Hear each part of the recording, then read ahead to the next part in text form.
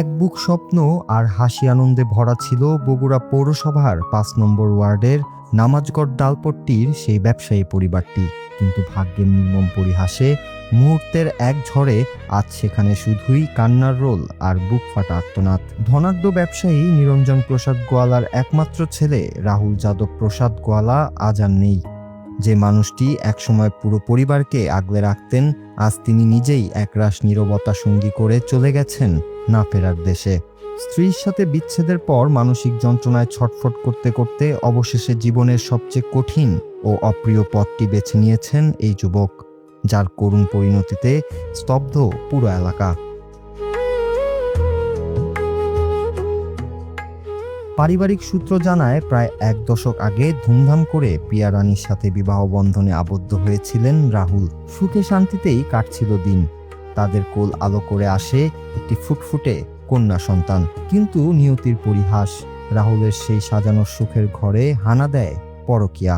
অন্য একজনের হাত ধরে প্রিয়া রানী ঘর ছাড়লে এক নিমিষেই তাসের ঘরের মতো ভেঙে যায় রাহুলের ১ দশকের সংসার।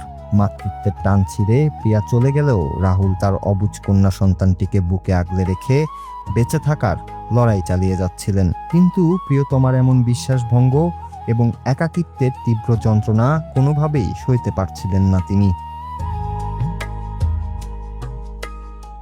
কন্যা সন্তানের মুখের দিকে তাকিয়ে বুক বেঁধেও ভেতরের ক্ষত কিছুতেই শুকোচ্ছিল না রাহুলের।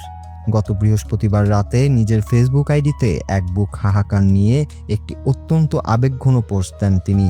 আর এর পরপরই চরম মানসিক বিপর্যয়ের মুখে নিজের শরীরের উপর মারাত্মক ক্ষতিকর গ্যাস ট্যাবলেট প্রয়োগ করেন। অচেতন অবস্থায় তাকে উদ্ধার করে দ্রুত বগুড়া শহীদ জিয়াউর রহমান মেডিকেল কলেজ হাসপাতালে ভর্তি করা হয়। সেখানে মৃত্যুর সাথে দীর্ঘ লড়াই শেষে শুক্রবার গভীর রাতে জীবনের সব মায়া ত্যাগ করে চিরদিনের জন্য চোখ বন্ধ করেন রাহুল। শহরের ফুলবাড়ি শ্মশানে তার শেষকৃত্য সম্পূর্ণ হলেও এই অকাল বিদায় কোনোভাবেই মেনে নিতে পারছে না পরিবার। রাহুল যাদব, আমাদের কাছে সংবাদ আসে যে রাহুল যাদব নামে একটা ছেলে গ্যাস ট্যাবলেট খেয়ে শহীদ জাহান মেডিকেলে ভর্তি ছিল। ভর্তি থাকা অবস্থায় সে মৃত্যু হয়। এবং সংবাদের প্রেক্ষিতে আমরা শুনছি যে তার স্ত্রী তার সাথে বিচ্ছেদ হয়েছে, সেই অভিমানে সে গ্যাস ট্যাবলেট করেছে। তার একটা মেয়ে আছে না, এখন পর্যন্ত পরিবারের পক্ষ থেকে এমন কেউ আমাদের কাছে কোনো অভিযোগ দায়ের করে নাই, মামলা করার জন্য কোনো অভিযোগ দায়ের করে। একমাত্র ছেলেকে হারিয়ে আজ রাহুলের বৃদ্ধ বাবা মা সম্পূর্ণ বাকরুদ্ধ।